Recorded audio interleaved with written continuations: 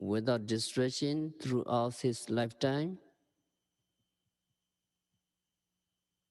On his death,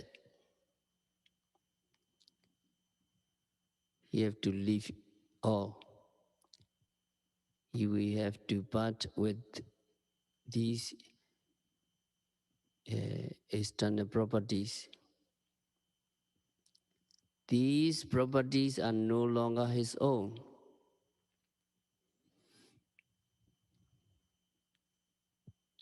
However, in respect of all action which he has done or which he has performed, whether these are business dealings relating to worldly affairs or acts of merits such as charity, morality, moral precepts,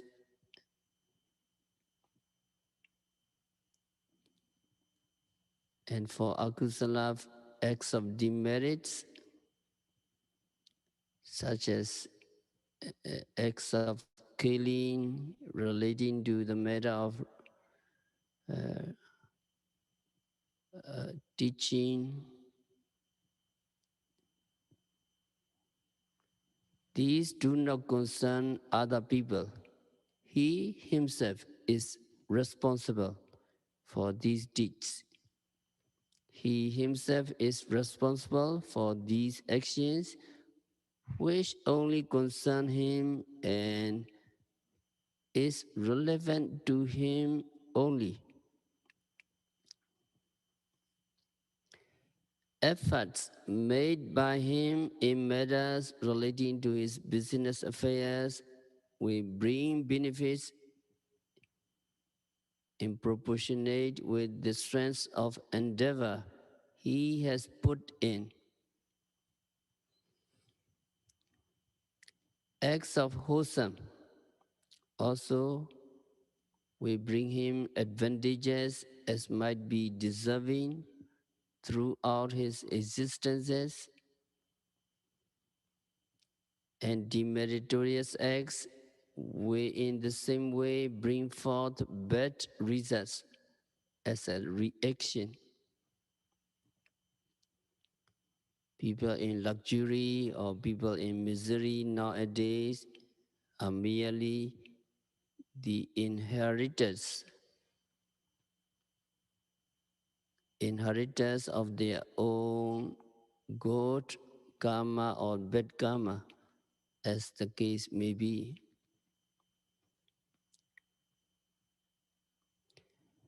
These have so happened not because of blind chance, but because of their past moral actions or immoral actions. So karma saka, only karma is their own properties which they really own and possess. So this statement is most relevant to Upekkhā Bhāvanā.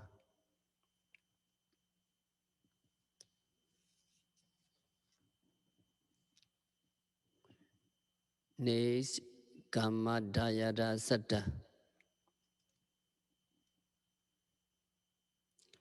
As regards beings, their own action or their karma which they have done are only inherited by them.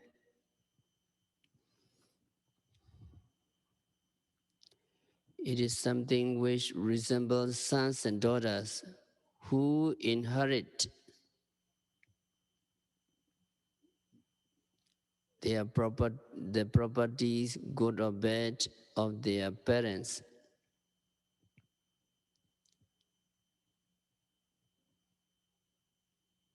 Genetical heritage.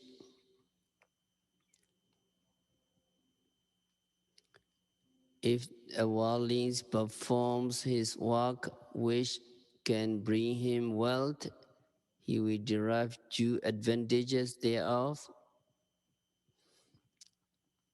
In the same way, if he commits a crime, he will receive due punishment for committing the offense.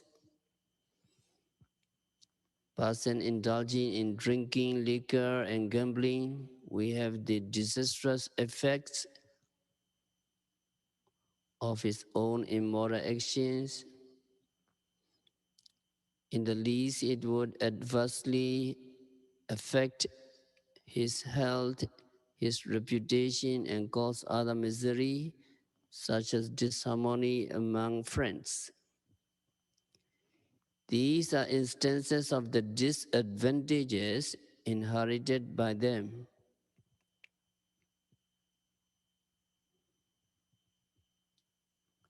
In the same way, good karma, wholesome karma, acts of wholesome in the form of charity and moral precepts, we bring him good result even in this present life, in the shape of good health, long life, etc. All throughout the rounds of existences in samsara also, he will gain happiness relevant to the happy conditions of life as either human beings or celestial beings. Eventually, he can gain the bliss of Nibbana, where all suffering will cease.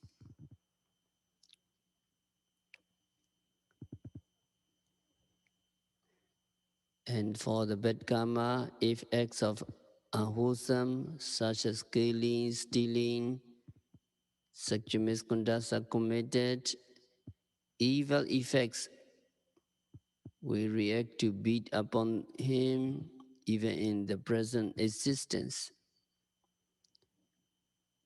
Moreover, throughout samsara, he will suffer misery or he will suffer woeful states, etc.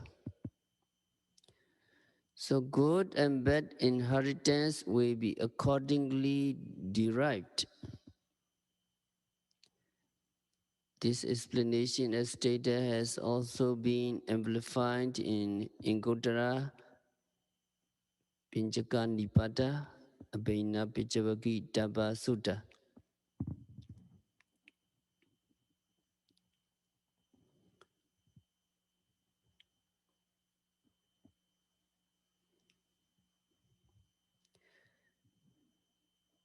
Kalyanawa Papakawa Yankamam Krisanti Dasadayada Boisanti Kamadayada, the words and the words Kama Saka have the same meaning or same effect.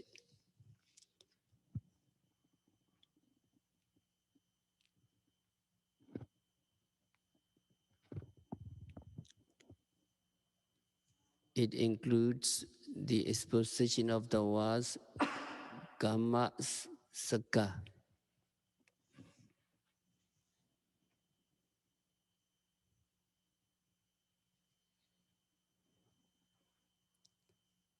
Then beings are subjected only to karma that has been committed by them on their own volition, which will bring the effects to all beings for their actions to make them either happy or miserable. It means to say that good action will bring them good and evil action will bring them evil, in as much as every action produces an effect. This is also an exposition of the meaning of the word Kammasaka. And then Kama Bandhu. That means only karma constitutes his own relatives and friends to be relied upon.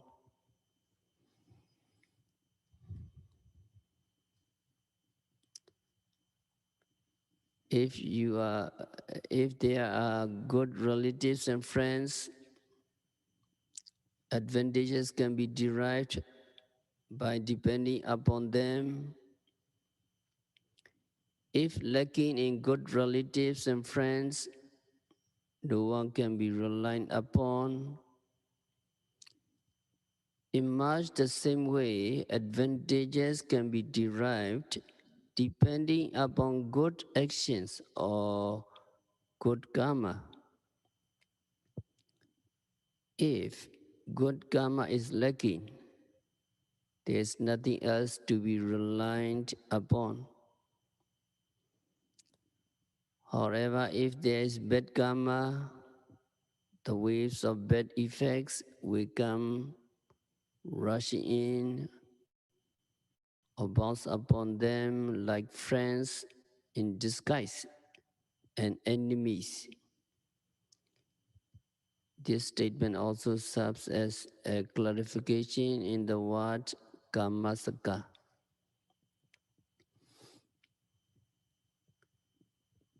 And then kamapatisarana. That means it is only karma that can be relied upon.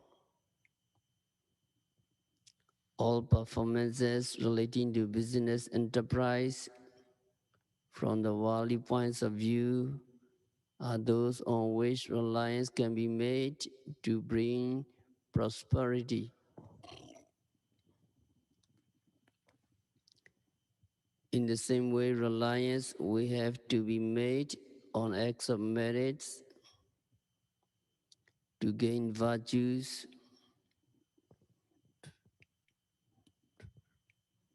However,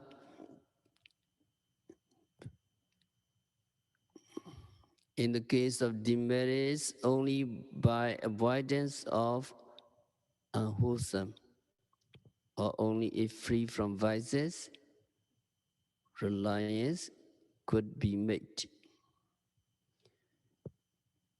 The more the demerits karma, demerits unwholesome karma can be cleared away, the more misery can be minimized. So practices and performances of wholesome karma to dispel unwholesome karma are really dependable. This phrase also offers an explanation relating to the words kammasaka. Kammansate vibhijati. Kammansate vibhijati yadita hina panitataya.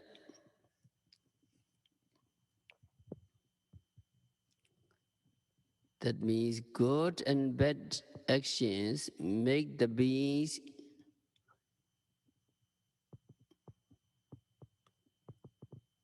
become inferior or superior and distinguish them, making distinction between one individual and another. These karma, these actions bring about the two different classes of beings as inferior and superior.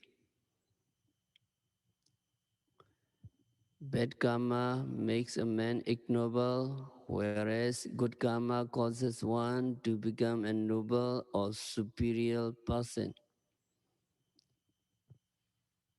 This is to say that beings are put into different classification by their own respective karma as inferior or superior individual. If translated briefly, Beings have only karma as their own properties, which they actually possess. They have to accept and receive the inheritance from karma. Karma is the cause which produces effect.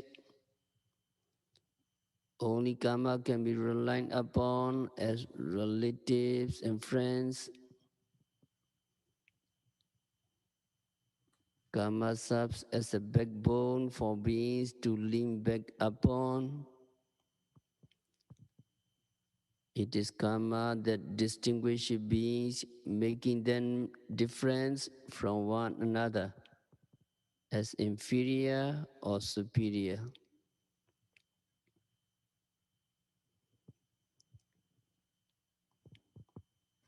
So that is Pali text. Can you follow me? Ready? Beings have only karma as their own properties, which they actually possess.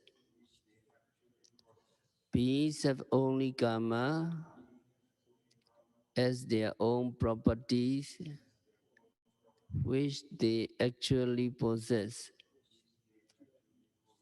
They have to accept and receive their, their inheritance from karma. Karma is the cause which produces effect. Only karma can be relied upon as relatives and friends. Karma serves as the backbone for beings to lean upon. It is karma that distinguishes beings, making them different from one another as inferior or superior. So that is the Pali text from Sulakama Vibhanga Sutta. So in fact, it is Buddha teaching the condition of misery and low birth as inferior beings are created by their own individual immoral action. Their own individual karma has made them happy and noble in the life existence and brought them fame and honor.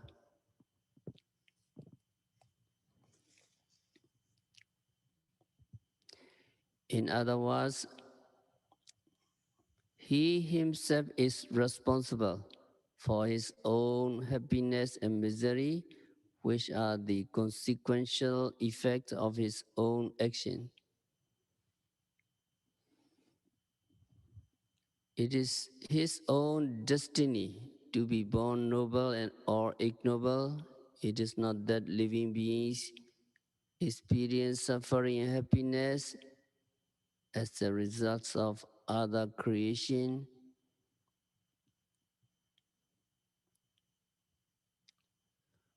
Buddha teaching pins it down to one's own individual karma. As such being the case, no one needs to be blamed. So we have to reflect in this way. Doer of evil, we gather evil. Doer of good, we reap good.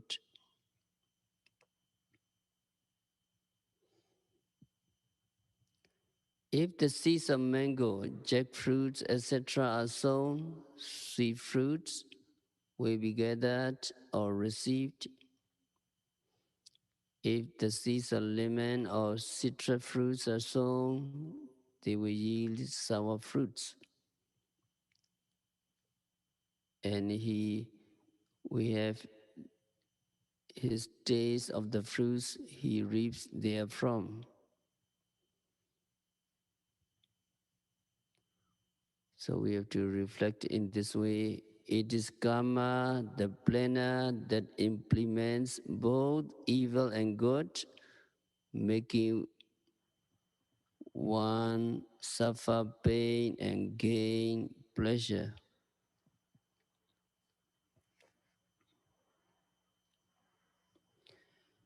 And the brief answer given by the Lord Buddha, not being fully understood as yet by Suba, the led further elaboration, as requested by him, was given with comments by the enlightened ones.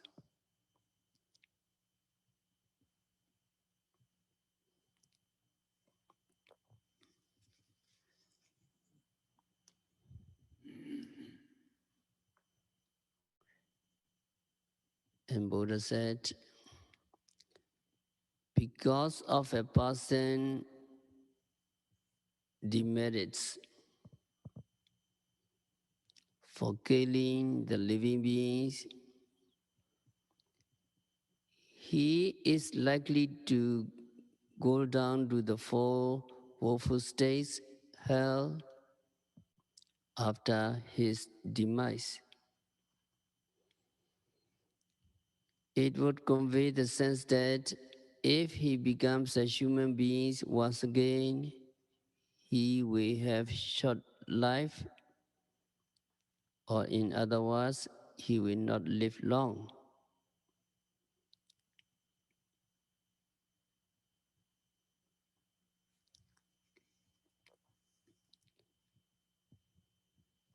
And Buddha says, Suba, a certain person usually kills the living beings. His habitual tendency to kill will cause to become short-lived. So killing the other is likely to cause the life shorter.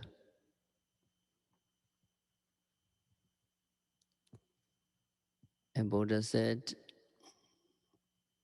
whether a female or a male, some person abstain from killing by virtue of the merits derived or benefited by abstaining from killing. After death, he will be reborn in the celestial worlds.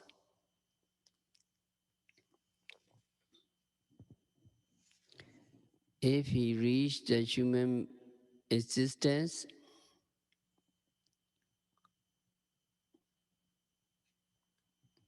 he will have a long life.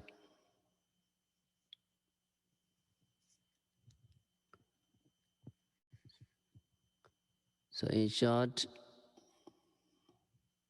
one who avoids committing an act of killing is likely to reach the celestial worlds after his death by virtue of his meritorious deeds. If he is reborn as a human being, he will live long. It means to say that the moral discipline or good conduct in refraining from killing the living beings can cause a consequential effect of long life.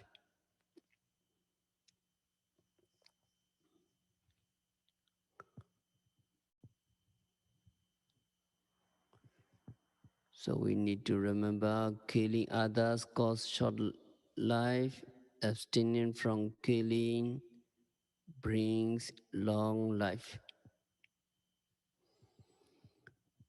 This is the answer to the first question. Killing others means the destruction of the life of any living beings, including all kinds of animals, which include even tiny creatures. Some even die while being conceived in his mother womb. Some are stillborn. Some die within a month, some die within the two after birth, or they die at the young age of 10, 20, or 30, etc.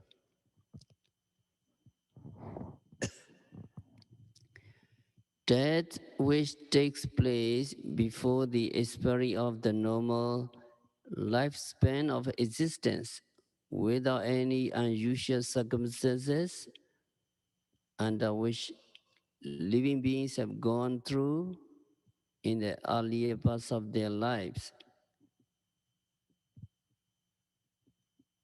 is due to the consequential effects of unwholesome karma for having killed other people in the past life.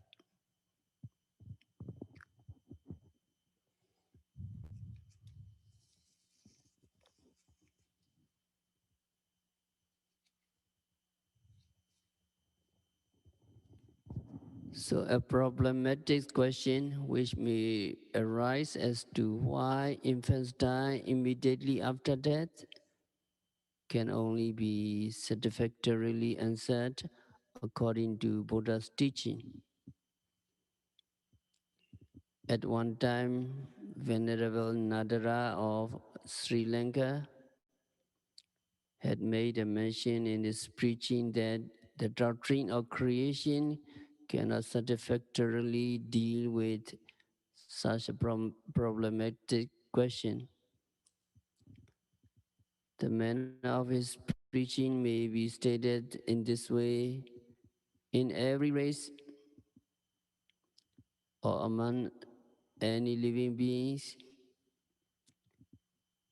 the incident of death of an infant immediately following its birth has occurred. Such an incident is likely to take place among families who have by tradition adhere to the doctrine of creation by the supreme deities. It is difficult to solve a question as to why a person has been created to die so early in infancy.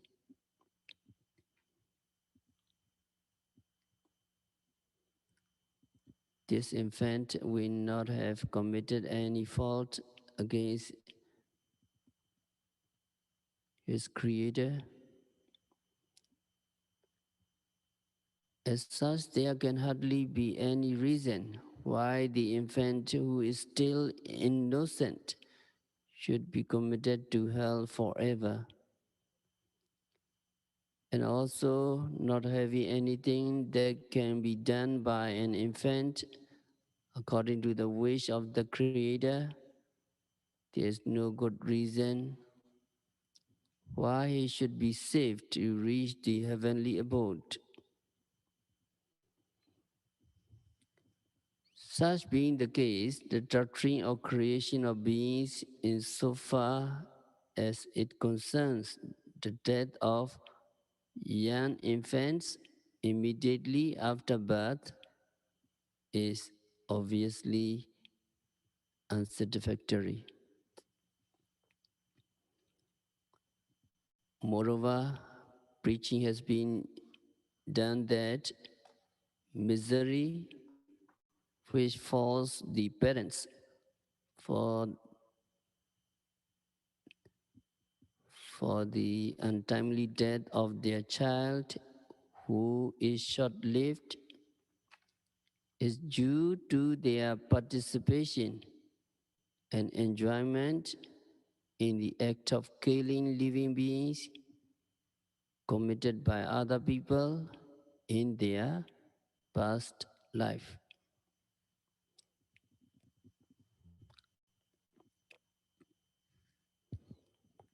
In refraining from killing the living beings,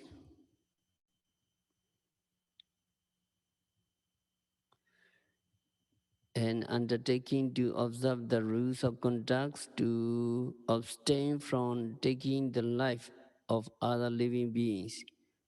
We bring merits of sila,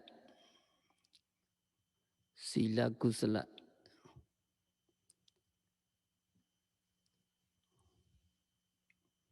While the precept is still being observed without a lapse, without a break.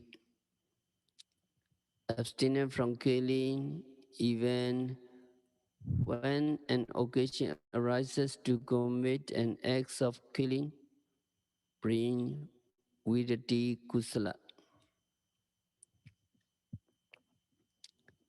If he refrains from killing, even though this vidati has not been originally observed, it is known as sampatta vidati, that means successful abstinence. If he abstains from killing as has been undertaken to observe the rule, then it is known as samadhana virati. Again, we need to remember three virati, three kinds of abstention.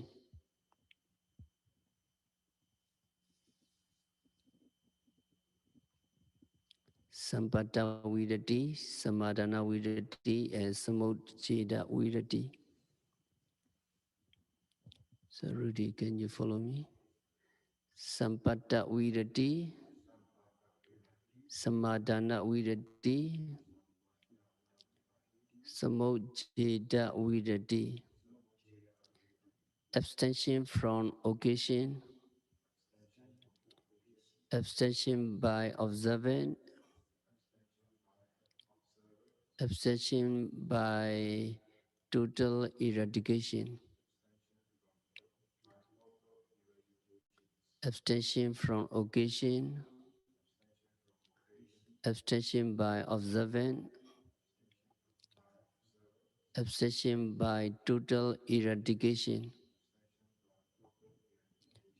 How many virati? Three. Yeah. Sampatta virati, samadhana virati, and samucceda virati. So three abstention. Abstention from on occasion, abstention by observant, and abstention by total eradication.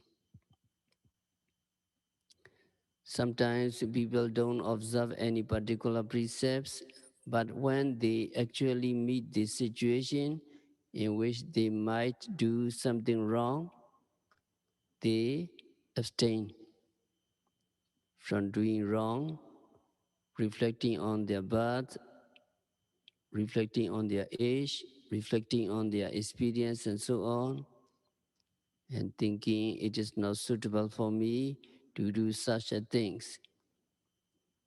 So such abstention, such virati is called sampatta virati, abstention on occasion.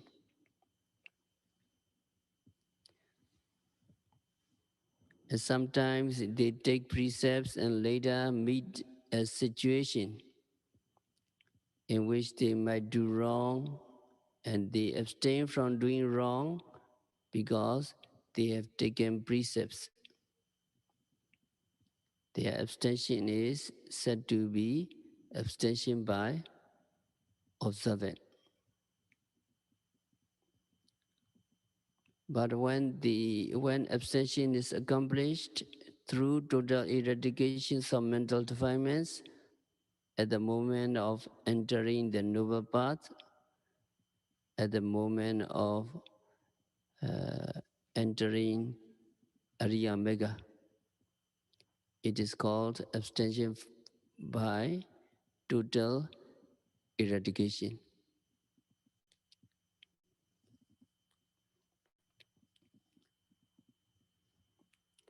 So regarding this, there are two stories. The story from Atasalini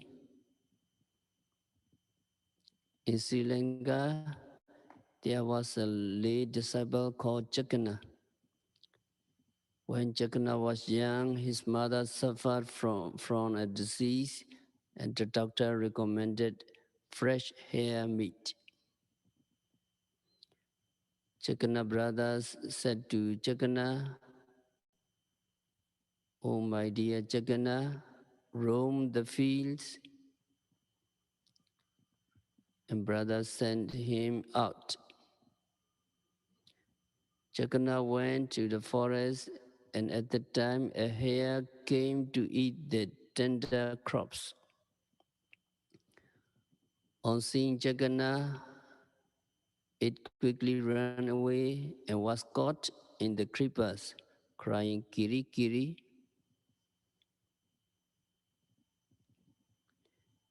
Jagannath went after the sound, caught the hare, and then he think, "I shall make a medicine for my mother." But he also thought, he also think, "It is not proper that for the sake of my mother's life, I should take the life of another being." He then freed the hare. He said to the hare, "O dear hare, enjoy grass and water with other hares in the jungle."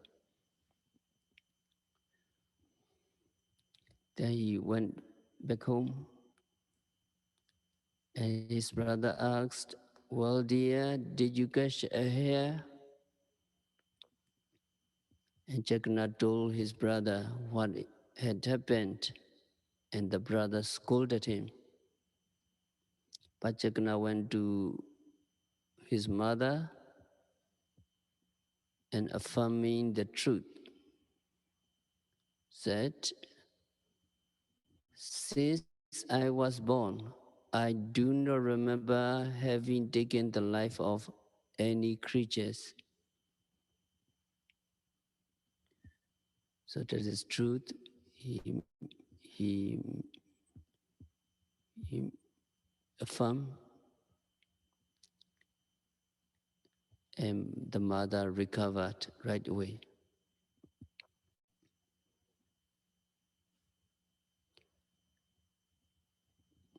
Another story, a late disciple who lived on Mount Uttara Vedamana.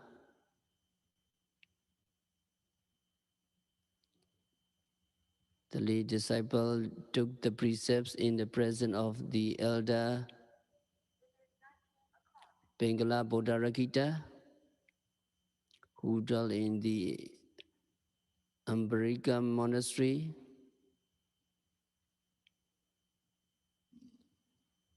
That disciple was plowing his field and his ox got lost. While looking for it, the disciple ascended the Uttara Udamana mountain, where a big serpent seized him. He thought, "I will cut off its head with my sharp axe." But again he thought, "It is not proper that I, who have taken the precepts from my teacher, should break them."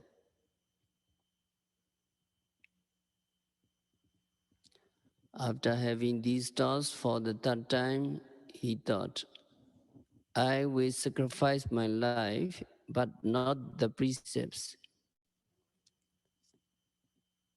And he took the sharp axe from his shoulder and threw it away in the forest. Immediately the boar constrictor released him, and went away. So these are the two stories for Sampata Virati and Samadhana Virati. So the virati that is involved during a brief moment of the achievement of Sotapati Mega is called Samocheda Virati. Of the three kinds, Samocheda Virati totally removed all the Docharita, Ahusam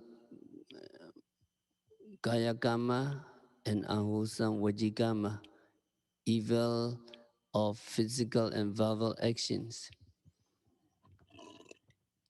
It will also bring about full emancipation from the four woeful states.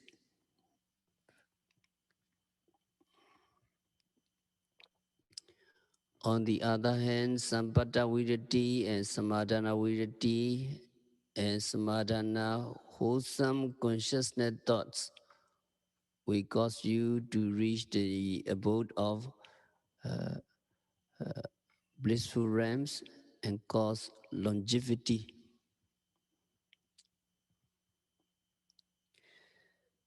So we have to stop Upekkhā Bhāvanā. We'll continue next week by practicing Upekkhā Bhāvanā, by practicing Vipassana meditation, by observing every phenomena occurring at the six sense doors continuously and meticulously. May all yogis be liberated from all suffering. May all yogis realize the real peace in the very near future. So